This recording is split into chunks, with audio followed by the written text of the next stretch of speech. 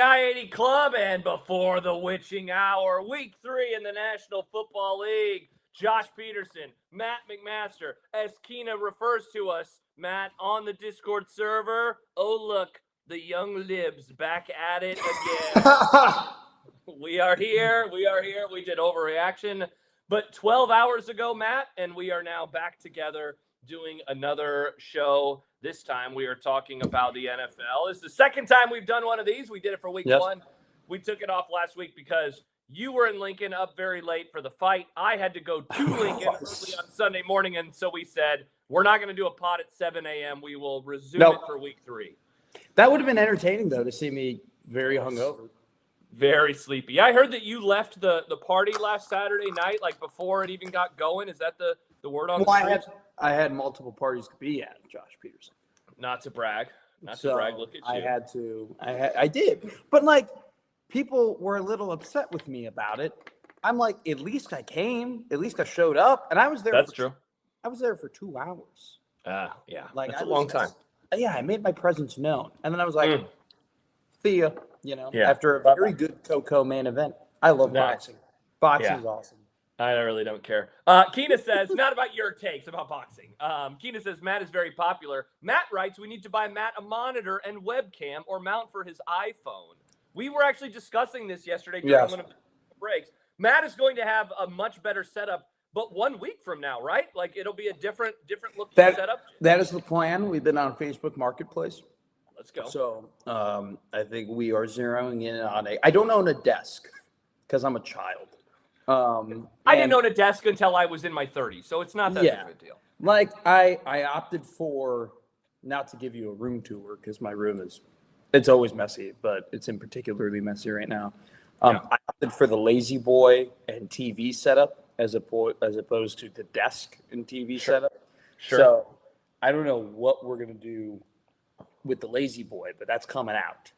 So I don't want to sell it though because it's a great chair. But then you can just give it to me. No, I think I'm gonna put it in the family room.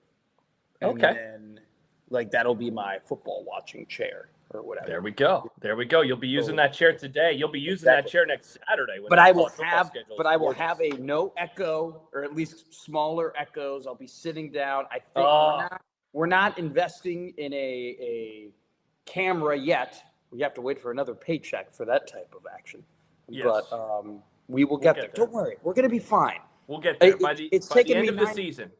It's taken me 9 months to realize that investing in a good setup is probably a good investment for a broadcaster. So it certainly is, Matt, and if only because on those really snowy days you can say, you know what, I'm just going to do the show from home today. I'm just going to do the show from home today.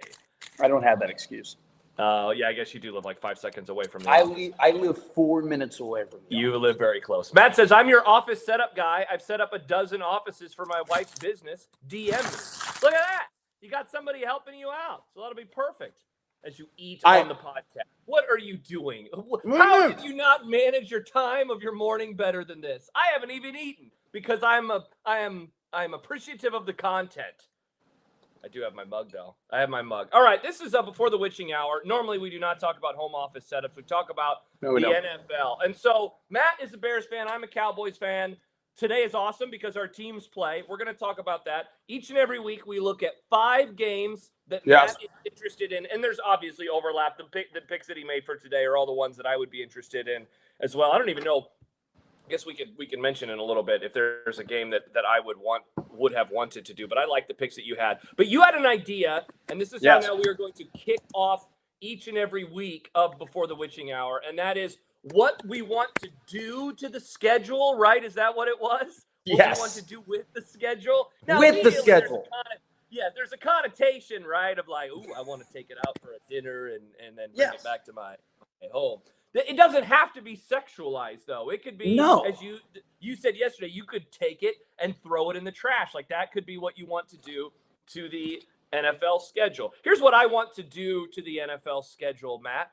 I want to take it, and I want to bottle it up, and I want to send it to me in the future. You know, like what's it called when they bury the thing and then they pull it out? A time capsule.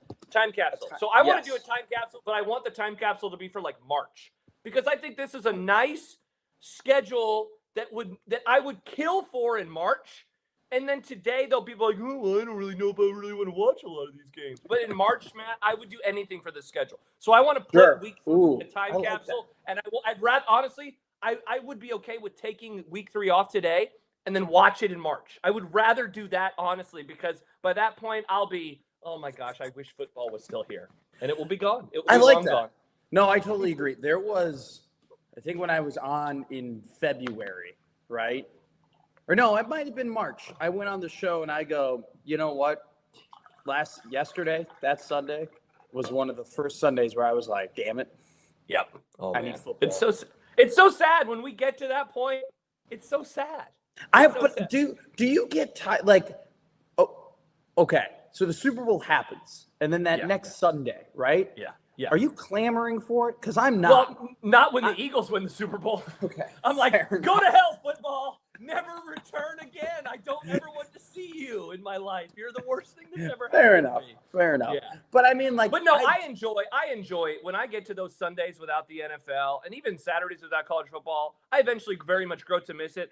But like having that kind of free time where Riss and I are like, hey, do we want to do something today rather than sit on our couch for 12 hours?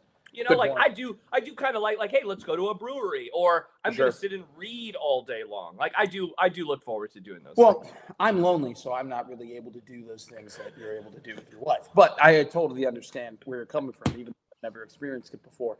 What do I want to do with this slate? I want to buy this slate a cookie after a tough travel baseball game. Okay? Okay, explain. I want to look. It's not bad. It's not terrible. Yeah. Right? Eagles, Rams, Denver Chargers. Right? You got Lions, Ravens. Like, hell yeah. The kid got on base. He had a walk, turned to double play. You know, there were some moments where he looked at it, you know, where it's like, you know, that's my kid. But at the same time, I don't fucking want to watch Marcus Mariota play. I don't want to see Michael Penix Jr. play the Carolina Panthers. I don't want to see the bludgeoning that is going to be Green Bay, Cleveland. The New England Patriots have a terrible defense and their best players out, and the Pittsburgh Steelers are run by an old man who can't run around in the pocket anymore. I don't know if I'm really looking forward to Bucky Irving and Rashad White just absolutely crushing the Jets defense. I'm not, okay? The kid struck out 3 times. But I love him. He's mine. You know? Yeah, it's your kid. Son. Good job, NFL. You're football. Yeah, you're football. Sam writes, bad take. Those will be good games, and then he adds, not the Packers one. And then my wife says, these weeks always end up being the most fun. Sometimes I'm not going to put like last week we had like 6 games. The witching hour was freaking awesome last week. Witching hour was the bee's knees. But what I mean by that is, okay, I'm sure that there will be maybe an upset, or there will be, you know, a very thrilling game or two. But like in the grand scheme of the NFL and things that are going to matter, a lot of these games probably won't. Yeah, that's fair. Yeah. So the 5 games, as we'll start diving into them now. We will save our game for last, even though it is not the last game in terms of that is being played this weekend. We got one in the noon hour. We have Eagles Rams. We have Broncos Chargers, which is in the 3 o'clock hour. Yes. We have the aforementioned Bears Cowboys game. We have the Sunday night game between the Chiefs and the Giants, and then we have tomorrow's Monday night game between the Ravens and the Lions. Like I said, this is these are the games that I would wanted to have talked about. The only other one, Matt, that I think like passing Cardinals 49ers, I think is just pretty interesting with all the injuries. Honestly, all the injuries in the secondary for the Cards. And then, of course, we know what's been going on with San Francisco. I mean, it's going to be Mac Jones again.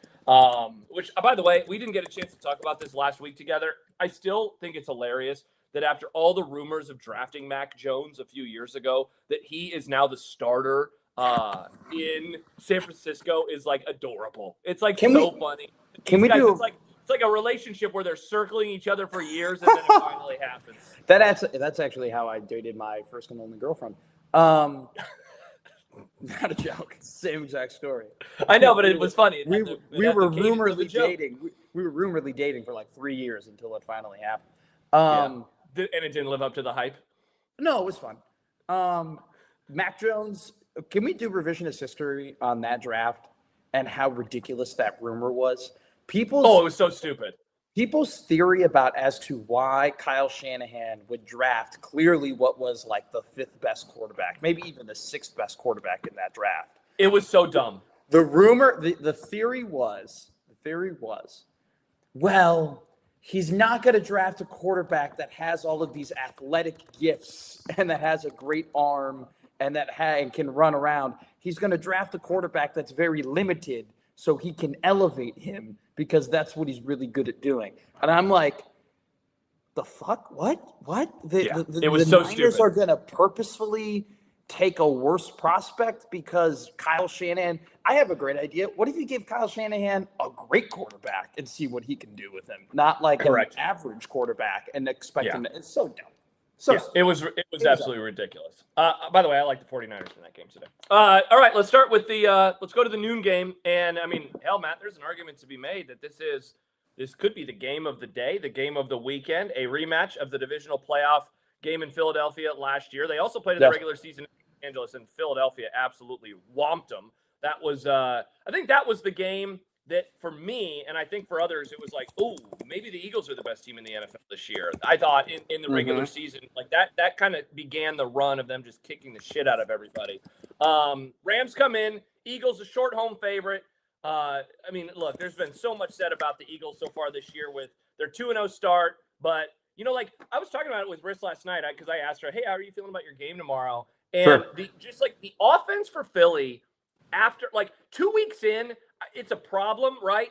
But it's also a problem because we just saw what the Giants did to a bad Cowboys defense. And so, like, you're just wondering what the hell is going on. Meanwhile, the Rams, they were a team, Matt, that speaking of circling, like you and that girl you dated, I was circling picking the Rams to make a Super Bowl run like all offseason.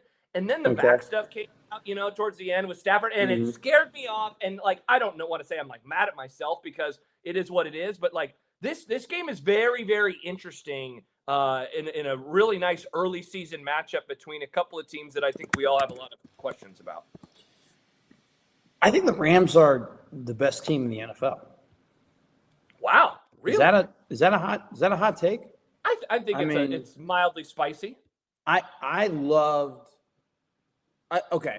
So the grindy win against the Texans was just your normal week 1 win, in my opinion. They came out. The Texans have a good defense. They do. I think Devontae.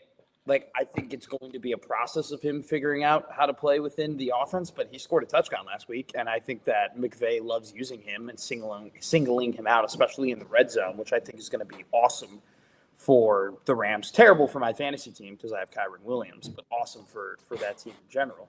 I love Sean McVay. I love Puka. I like their offensive line. I like what they got with Kyren. I thought they kicked the crap. I wasn't even competitive with the Titans last week. I just think that they are one of the few NFC teams that I walked in with pretty high expectations for, and they met them. I would say that the only other team that's done that and is the team that you could argue are the Packers. Oh yeah, them too. Yeah, so, interesting. Not throwing the Bucs into that conversation. Oh, the Bucs too. But I got to nice win over the Falcons and then a nice win over the aforementioned Texans. Baker's got to be a little bit better. If I'm being honest, I think we're giving him a lot of credit, and we should. He deserves it because of the 2 game-winning drives. That's neither here nor there. I love the Rams. Yeah. I don't like what I've seen out of the Eagles. I think that the secondary is a legitimate problem. I think that they just don't have an answer at that second corner spot. I think the D-line is still really good. It's a huge problem. The second corner is a massive problem. This is a massive problem. So, look, the Rams plus 3.5. I think the Rams are going to win this game outright. I mean, I just like what they got. And, man, the Eagles D-line, still good. Still good. But it's not like they're missing Milton Williams. They are missing Josh Sweat. There's an obvious – they're not as good as what they were last year. They still are one of the 5 best teams in the NFC. I don't think there's a question about it. But I really like the Rams. Yeah, so maybe best team in the NFL is a stretch. But because I was gonna I'm still a Ravens Bills guy, in terms of the best. I would say best. I would take them best in the NFC. Yeah, I think backtrack. And okay, so if you're right, I think that they would show that today on the road in a really interesting spot. I think the thing that I am maybe most interested to see, I mean, you talked about the Rams when they have the ball. The other side of the ball, I think, is just really fascinating right now because as you go through the Rolodex of offensive coordinators that Jalen Hurts has had in his very short career, it's like a different one every single season. Every single season, he has a different play caller, and they have another new one this year. And it is just so perplexing, man, to have a team that is that talented, to have a line that is that good. Like, have you seen that chart that's been making its way around the internet where it's time to throw and average depth of target? So, like, Jalen Hurts is all the way on the right side because he has a lot of time to throw, but his A dot is at the literal bottom. That's crazy. He has all this time, and then he's just doing dump offs. And so, one more time, I'm going to say this stat, and then I promise to not say it again. But all of his passes this year have been between negative yards and 10 or 20 plus. He has nothing in the intermediate area. Like literally no air yards. That's insane. Passes in the middle of the field, and so it's like, or the middle distance. So it's like they have to at some point get the ball to those to AJ Brown, to Devontae Smith. Dallas Goedert is going to play today, and then Saquon. So far, he has a couple of nice runs. He had a really nice one against the Cowboys. He had a really nice one last week against the Chiefs. But he has been very bottled up to this point in time. And so how much of it is, the new play caller trying to figure it out?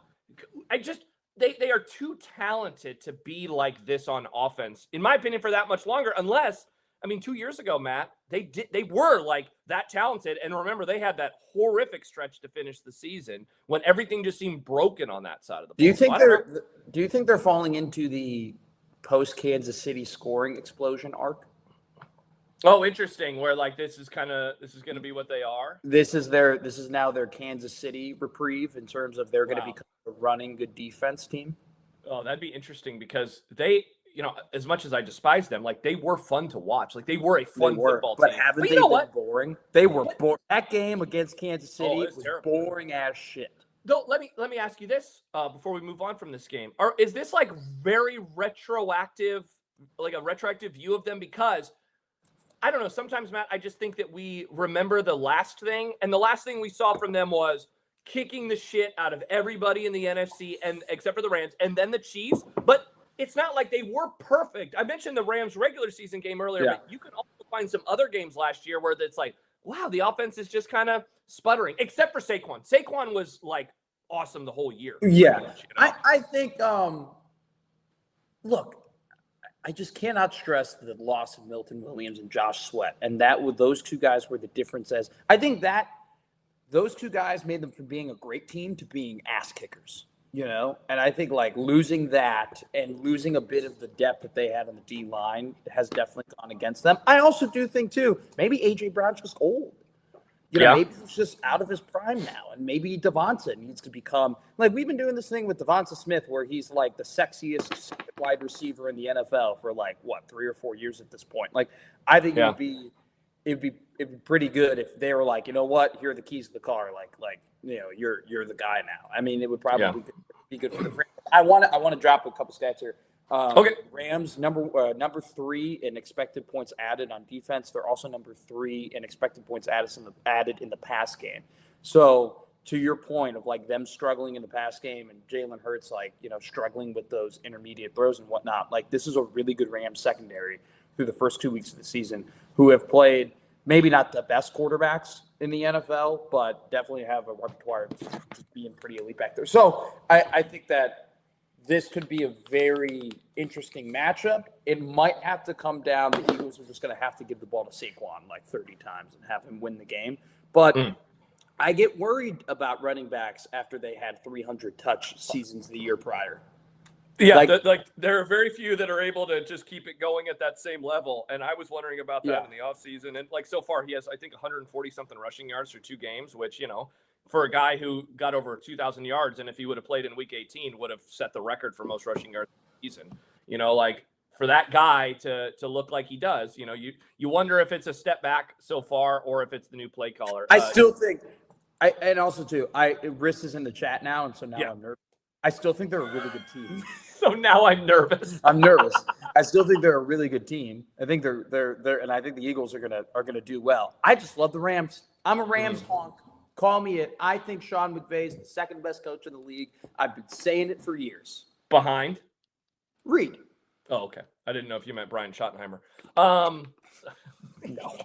All right, so that's that game. I picked the Eagles on the Grum the other day, and it's almost there's just too much respect for them, and also I don't want to get yelled at by my wife. So I'm going to go with them, and she does that. Matt, don't worry, no one will ever be meaner towards the Eagles than Eagles fans. Yeah, they love booing their own team. Dude, they have a 3-and-out on their first drive today, and everyone's going to be throwing stuff at Sirianni. Do Eagles fans get pissed off about the whole "you booed Santa Claus" deal? They love that. They love it. Well, okay. Because I feel like as a fan, after a while, I'd be like, all right, guys, we get it. Yes, we booed Santa Claus 40 years ago. Yeah, they embrace that shit. Let's get to the next game. So that's the only game we're talking about in the noon hour. By the way, Matt, I had the pregame show on a moment ago, and I realized next week when we're recording this pod, there will be a football game because next week begins the week of 2 weeks in a row for the Vikings, where they're playing overseas. Next week we'll have Vikings Steelers. You seem very excited about that, so we'll be. I hate London games. I hate overseas games. Well, what about the Ireland games? Because next week is the Ireland game. Look at me. Do I look like a guy that gets a flying fuck about an Ireland game? You look pumped. You look very excited. You're so excited. So that's what we'll have. Football's made to be played from 12 to 7 p.m. Get out of here. Nice. What about the night games? 12 to 10 p.m. Yeah, I just want to make sure you want Sunday night. I got church to go to. Okay, I can't be doing the Church of McDonald's on a Sunday morning. I mean, it's just like I can't. By the way, that's making me hungry. Seeing that OJ is making me. By the way, do you know how good of a roommate? What? Do you know how good of a roommate I am? I bought McDonald's for my guy too. You bought me a sandwich yesterday. So I love making people happy. I love feeding people. Yeah, you're a very kind person. You're a very kind person. Let's get to the. Yes, I'm reaching for compliments, baby. Bang! I got you. I'm buying Popeyes for us in a few weeks when we do Bigger Overreaction for Minnesota. All right. To the what?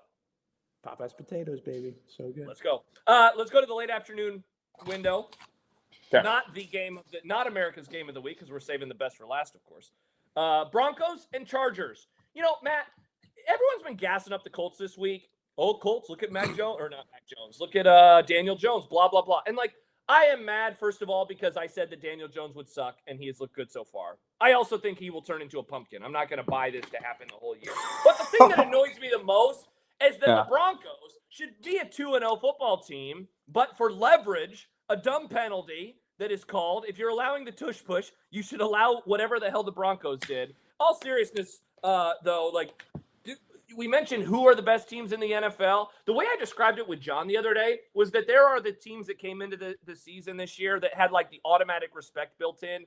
The Ravens, the Bills, the Eagles, I think the Packers, because of the trade. And then there are the ones early in the year where ooh, that team has looked really good. I think the Chargers, I liked them this year. John picked them to go to the Super Bowl. That's crazy. They are looking awesome through just 2 weeks, of course, but the way they sucked the life out of the Raiders on Monday night was very impressive. What they did in week 1, of course, against Kansas City and Brazil, very impressive. And what's wild to me, Matt, is this is their third game, and it's all against division opponents.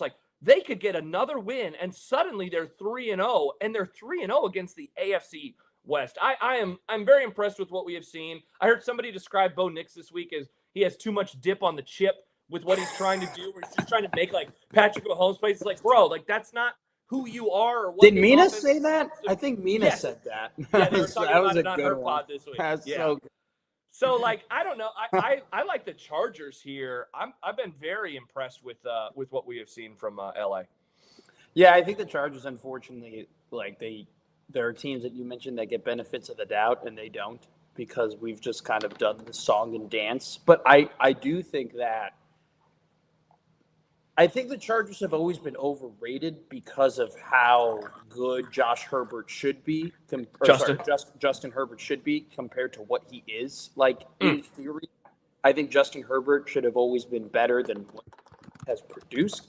But now the theory has become reality in a way in these first 2 weeks, because he looks awesome. And I like what they've done a lot with the run game. They're not using Omarion Hampton a ton right now, but I think that will continue later down the line. It's a Jim Harbaugh coach team, and you can just bingo. You can just tell that you just and I'm so impressed with how their offensive line has looked, considering the fact that they've been down two starters, Slater and Becton. I'm as a better of Broncos -2.5 last week. Fuck them. Oh, yeah. You're done with them. I'm so that was crazy. And like, I agree with the whole Daniel Jones hype because they shouldn't have won that game. I do want to say this though. I do kind of buy the Colts. Like we get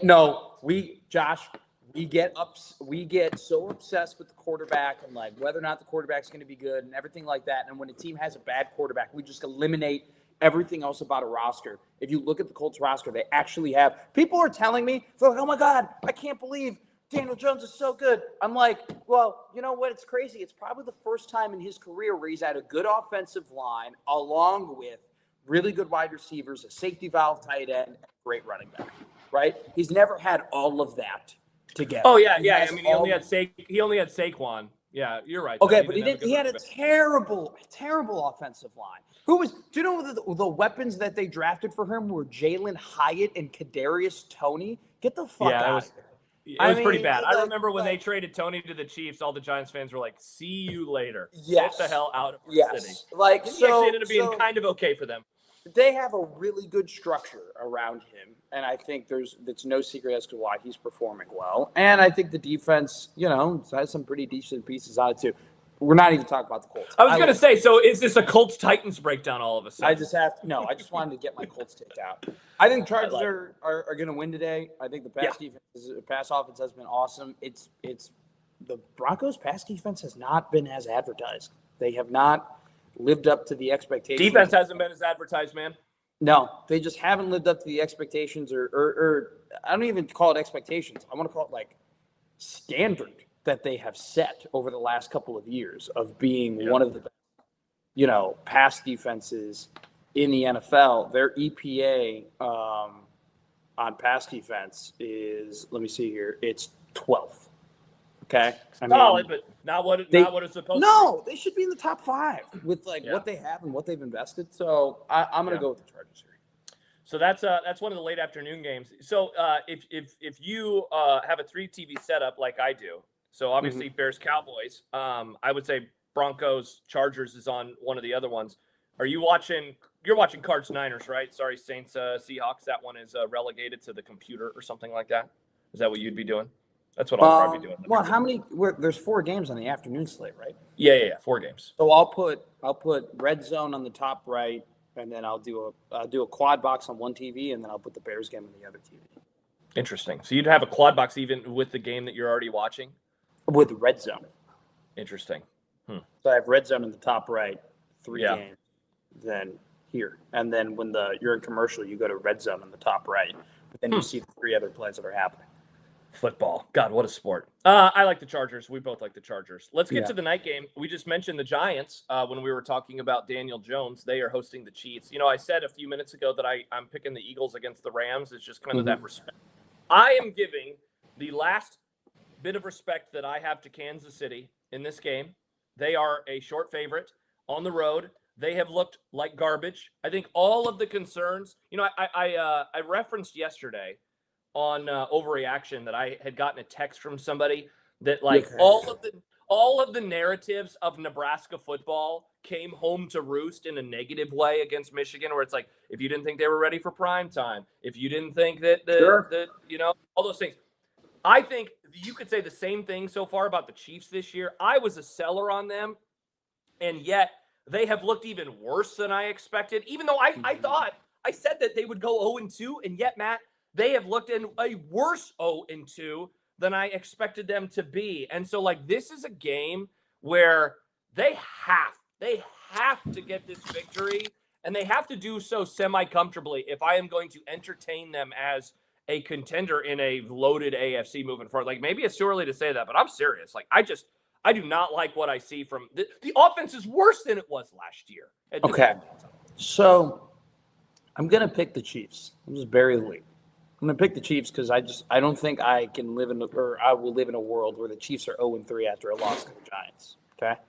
But this is not a good matchup for Kansas City.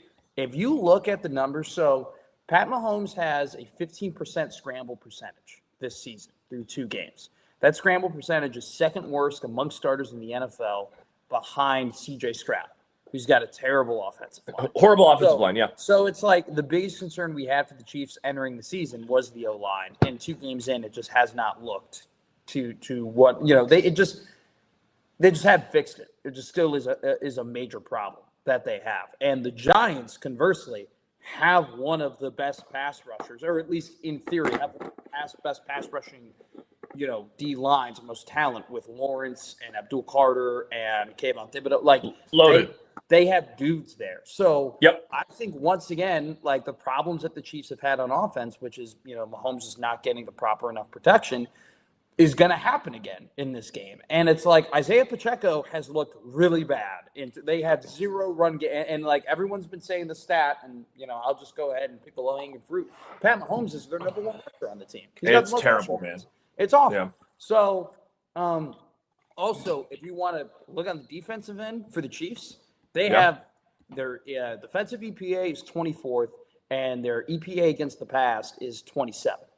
Okay? Like this secondary is not the one 2 years ago where they were just absolutely dynamite and like shut down some of the best passing offenses in the NFL. They have taken a major step back, and Russell Wilson can't do a whole lot. He can pass outside of the numbers, and he finally has some guys, and New York finally has some dudes who can run those routes outside of the numbers that he can just place that ball into. And I'm not just talking about neighbors. They got some pretty other athletic guys on that Giants team. Wandale Robinson is one of them. They got the Theo Johnson's their tight end. He was fantastic last week against the Cowboys. So I really, really like this Giants passing offense.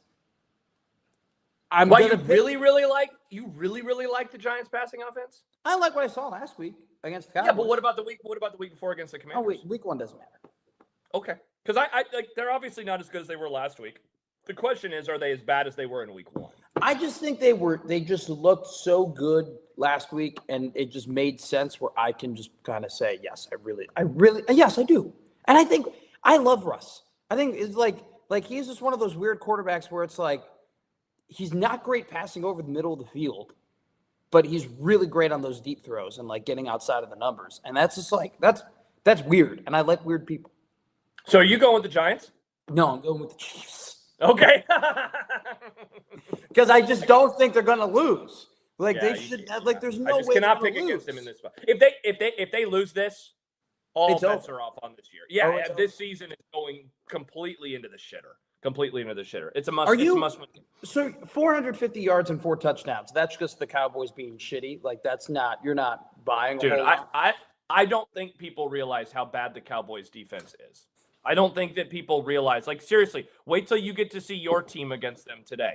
You're going to learn. Oh my gosh, this is pretty awesome. Now they have added 31-year-old Jadeveon Clowney, and so we'll see what he ultimately becomes. I don't know how many snaps he is going to get today, but hopefully they can develop a semblance of a pass rush. But all of my concerns are from the offseason were founded last week. It didn't help that Deron Bland was injured again, and that Diggs, the miscommunication. Wait. Are we on the Cowboy Bear game now? No. I'm just sorry. We were talking about the Giants. I kind of did what you did with the Colts earlier. Okay, we'll get to that in a moment. Let's do the Monday night game. Really interesting. We keep going with like the low hanging fruit stats. The Ravens under Lamar versus NFC teams. We all know. I don't have the exact number in front of me, but I know that it is a lot of wins to very few losses. I think it's 1 loss, right? Yeah. And when they played this team 2 years ago, do you remember this game? They absolutely kicked the shit out. And the Lions were good. They went to the NFC Championship game 2 years ago. But when they played that game, they absolutely mauled them from the jump. And I am still on the Ravens are the best team in the NFL bandwagon. They didn't play well last week, and they still won by 20, whatever it was, against the Browns. And I just think it's going to be really hard. The Lions have been like, what a start for them, right?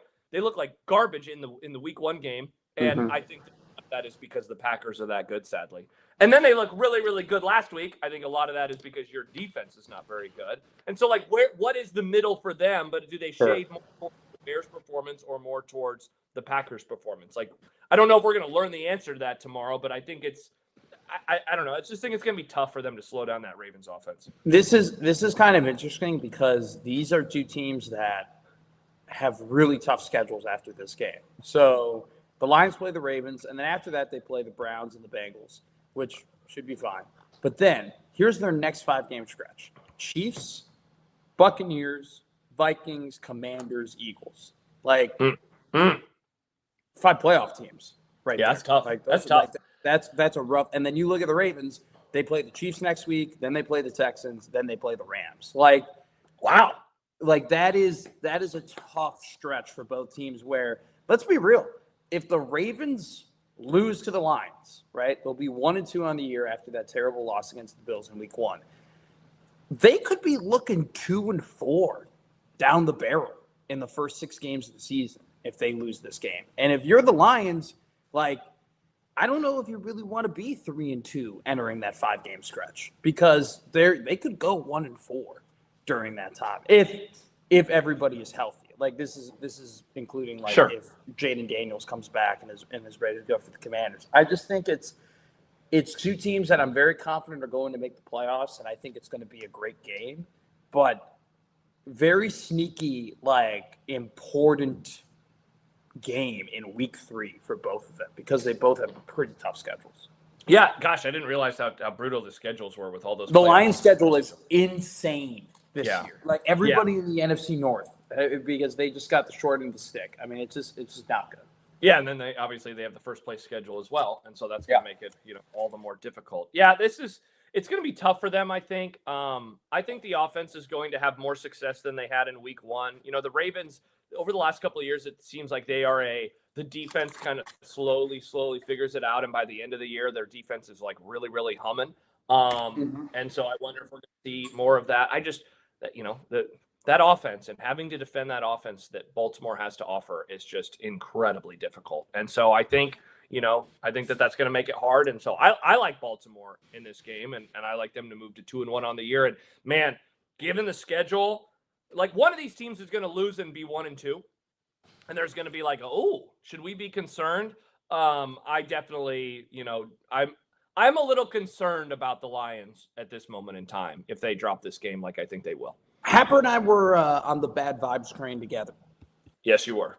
I just want to point that out, because everybody's like, no, because everybody's going to give credit to Happer if the Lions are bad. But you want joint credit. I planted the seed. Interesting. It was like Inception. You put it in his head. Happer was playing with the Lions bad vibes team, and I just said, kind of just out of nowhere, I was like, I don't think the Lions are going to be good this year. And he looked at me like, I don't think they're going to be good either. And I'm like, no, I don't think they're going to be good at all. And he goes, bad vibes team? And I go, yep. Wow. So we did it together. But he gets all the credit that he does. People really like Happer, so he gets all that credit. I know. Well, I'll start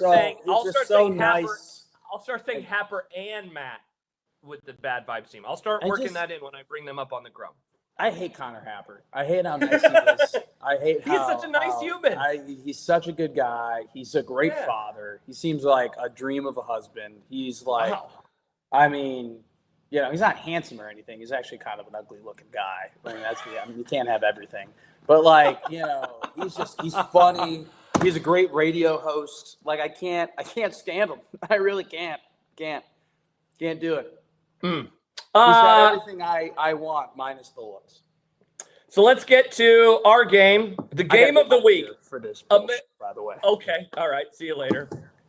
Matt, we appreciate the criticism of the font on the URL. If you can't read that is patreon.com/I80club, no offense, but I don't know what to do with you. That seems very obvious to me that is a slash there.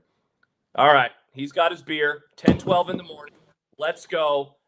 Cowboys, Bears, America's game of the week. Only the finest broadcasters are on the call for this one. Kevin Burkhardt, Tom Brady, Aaron Andrews down on the field. What's the other guy who used to be at ESPN that always makes everybody cry? He is also there as well. Tom Rinaldi. Chicago, Illinois. It sounds like it's going to rain. Thank God that famously Soldier Field has a great field. So no injuries expected today on that garbage-ass grass between our two teams. Matt, I think there will be a shitload of points in today's game because our defenses are absolutely garbage, though my quarterback is better than your quarterback. How are you feeling about Bears-Cowboys this afternoon? First off, I'm not beating the lib allegations with my beer selection. No, you are not. Bud Light, libs only for Bud Light. How are we a favorite in this game? I think we're a favorite. Yeah, because it's the NFL, right? You give the home team. Oh wait, is the line that I'm looking at? Oh, now plus says 1.5. I still Dallas understand how yeah. you're only a 1.5 point favorite. You're gonna win today. Because our defense is horrible. You're gonna win today. Yeah. So here's my Tell me stat. why. So since 2021, teams are 25-0 when they score more than 23 points against the Bears. So wow. the That's Bears, an unbelievable stat. The Bears have not won a game in 4 years where the other team scores 23 or more points. Okay, so that's all you need to do. Dude, that's horrible. How is that possible? How have you not won a shootout? What shootouts happen when both teams score 30 points. That doesn't happen in Chicago. I know. It doesn't occur. I'm going to be honest with you, with Josh Peterson. I don't think I've ever watched the Bears be in a shootout in my entire life. I don't think that's ever. I don't have one Bears memory of being like, remember when we won 42-35?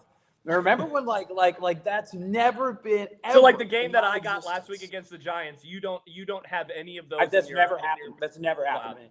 That is never. I remember plenty of great 17-10 victories. I know a lot. Hey, if you want to talk about a 21-17, I'm your guy.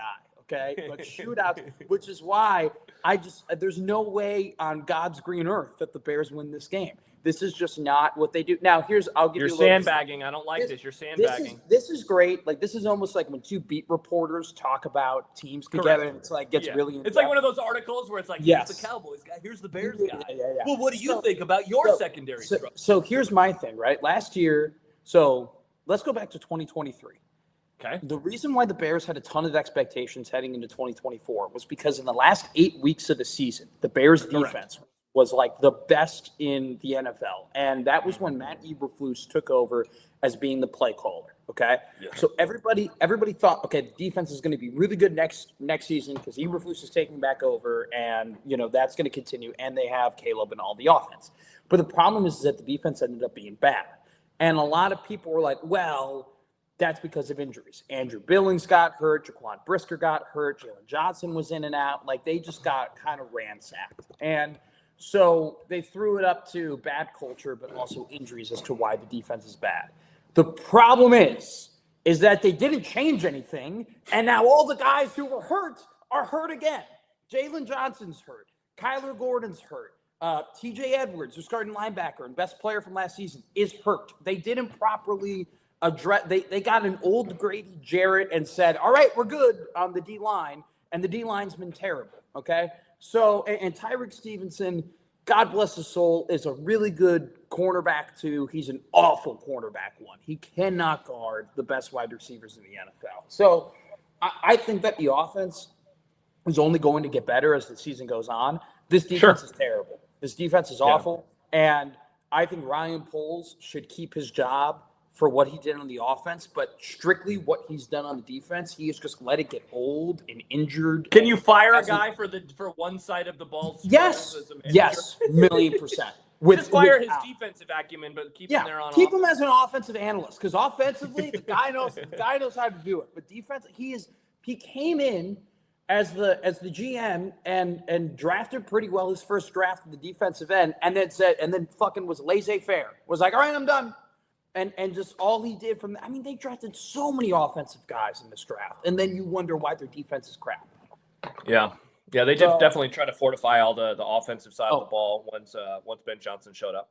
I hope you like penalties too, because the Bears are the most undisciplined team that I've ever watched. I mean, the amount of false starts and procedural penalties and the well, dude, were you watching the Cowboys Giants game last week when the offensive lineman for New York had 4 penalties on the same drive? Yes.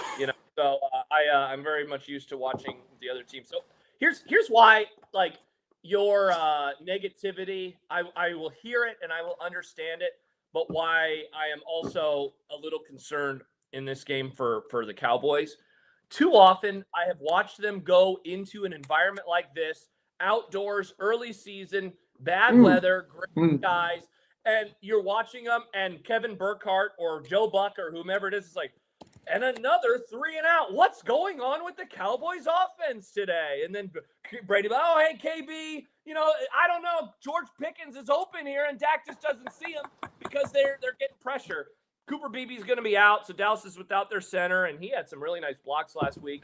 So that's frustrating. And they've like the line just has not been perfect so far this year. Javonte Williams is a very hard runner. But honestly, you know what? He's like the Emmett Johnson of the NFL. A nice runner, but he is not, like a great running back. His long is going to be 15, and that's it. 100%, unless they're playing Akron.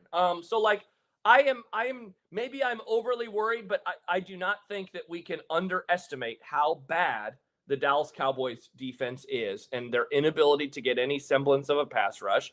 And like, I feel like this could be the best game of Caleb Williams' young career, and everyone's like, "Ooh, Caleb Williams! This is the guy that we thought he would be coming into Chicago." But it's just because he gets to go up against the Dallas Cowboys offense. Josh, yeah, there's no way in hell that the Bears win this game. I'm telling you right now. Because I hope for all of the things that you've seen. Okay. Yeah. With the amount of times that I've seen the Bears enter a home game against a shitty defense, and in what's going to be decent weather for Chicago, it's 70 and cloudy in Soldier Field today, and they just go ahead and they look great and they're marching down the field, get to the 37-yard line, and then false start, bad run, shitty screen, punting. Got to take a delay a game, and you got to punt, and then it goes in the back of the end zone, and the other team down and scores. Okay, like that will happen. Mark my words. They're going to look hot. Okay, get to the 32-yard line, and you're going to be like, all right, here come the points, and they will end up punting the ball. I guarantee it, because that's just, I don't know, man. It's same shit. It's different shit, same results every week. I mean, it does not. At least though, Matt, you're going to have a nice scripted drive to begin the game. Oh, we're getting 7. That's going to be nice. I can't wait to see what you have in store for they will do a trick play. They're going to do, I guarantee you, script, trick play. Caleb will fake an injury and then end up rolling left, and then Colson Loveland will be wide open and he'll score a touchdown. And people will be like, oh my God, the number 10 overall pick after getting 3 targets in 2 games, finally used him, and then he won't get another target the rest of the game. So you're down on this matchup. Do you know that Brock Bowers, through 2 games last season, he was the first overall. It was the first selected tight end through 2 games last season. He had 17 targets. Through 2 games this season, Tyler Warren, the second tight end taken, has had 15 targets. Do you know that? Are you aware of that? That everybody else drafts a first-round tight end, and they think, here's a crazy idea. How about we throw to him? And no, the Bears, with this genius, Ben Johnson, drafts a guy 10 overall and doesn't use him. Why did they draft him ahead of Tyler Warren? I will never understand that pick. Severe and I got into a screaming match about it. He was like, he's a lovely guy.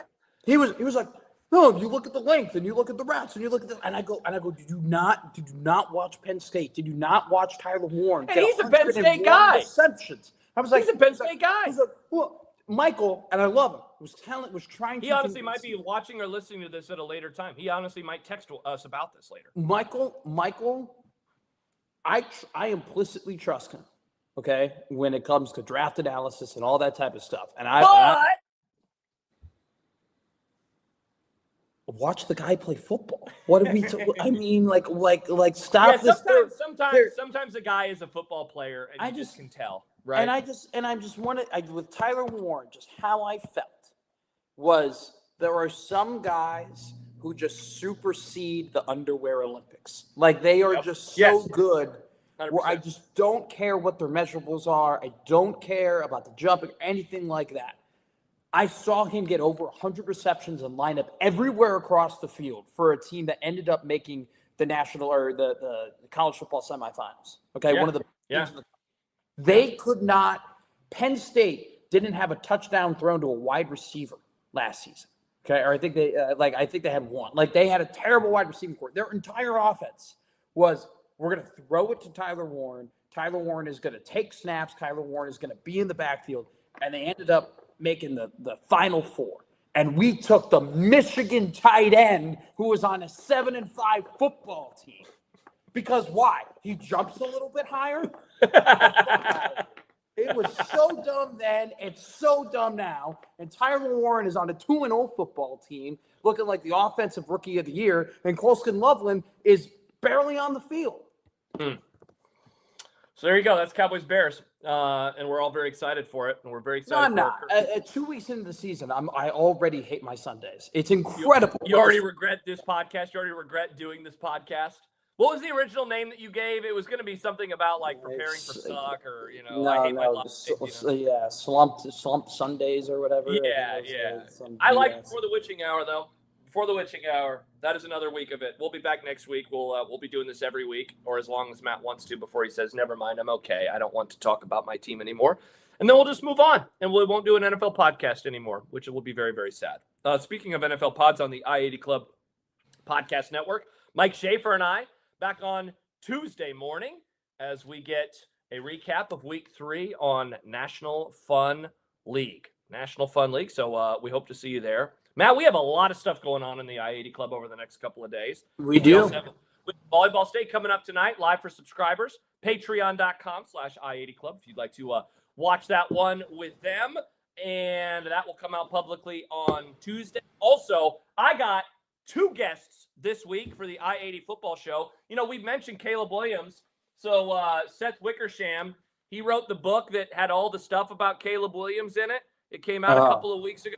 I'm talking to Seth this week. I'm also talking to Dave Hellman from The Athletic. And the one that wrote that Caleb would walk away from coaches and whatnot? That was the guy. That was Seth. Yep. So I'll talk to Seth. I'm looking forward to that conversation. And Dave Hellman, we'll talk about the NFL through a few weeks. And so a double guest show that will be available on Thursday, and I-80 Live with Jack Mitchell and yours truly coming up on Wednesday night, and off to the races we go. When's Ben Stevens going live? Ben Stevens, he will have a recap tomorrow. Big Ten breakdown, looking back at Indiana's absolute ass whooping of Illinois. That'll be, dude, they are a really good football team. They're playing at Iowa City on Saturday. That is a fascinating matchup. I know Oregon and Penn State's going to get all the love this week, and rightfully so. But, dude, I'm excited for that Indiana-Iowa game. What the fuck is going on in Bloomington? Why do they have not just a football team? They have a wagon. They in their last 16 regular season games, they are 15-1. Yeah. It's not good. It's not good for Matt Rule that he has come into Indiana has done this. No, I'll push back just a little bit because I want to defend Matt here.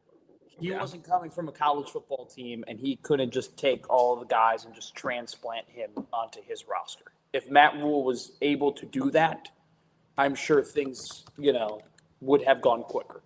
So that's why I don't think it's the same. Because Matt did have to come in and inherit a 4-8 roster. And probably should have gotten rid of most of those guys as opposed to keeping them like he did. That's a whole other conversation. But what a wagon. I can't wait for Ben Stevens in that pod is awesome. So Ben has been great. I actually went on with him on VSiN yesterday. I went on with him and his co-host, talked about Nebraska, Michigan. I ended up being wrong, so that's not good because I said Nebraska was going to win. Ben will have the Big Ten breakdown. That will come out tomorrow morning. And Matt picked Michigan. Shout out to Matt. Good job by you. But he's not going to brag about it on his show. I know. I'm not bragging about it. No. And then Ben will have the preview of a massive, massive weekend of college football. So all that stuff available, patreon.com/I80 Club. And if you want more from Matt McMaster, He co-hosts Gary and Matt weekdays 6 to 10 on 1620 The Zone and all of the usual places. They'll recap Nebraska and Michigan and a whole lot more tomorrow. Yeah. Will Gary be in a foul mood because the Chiefs lose, or will he be saying, see, everything's fine. Everything's fine. They just lost to 2 playoff teams in the Chargers and the Eagles. We will find out tomorrow. Matt, another Before the Witching Hour in the books. Enjoy the rest of your breakfast. Yeah. I mean, I still have a sausage biscuit to eat. Yeah, it's probably very cold by now.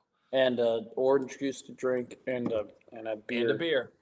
Awesome. To be had. Oh, also, I got, they're called potato cakes. All right. They're not hash browns. Thank you. Sorry, Michael. Again, you're wrong about something. All right. For Matt McMaster, I'm Josh Peterson. Thanks for joining us on Before the Witching Hour. Enjoy the games today, everybody. We will talk to you next week. Bye-bye.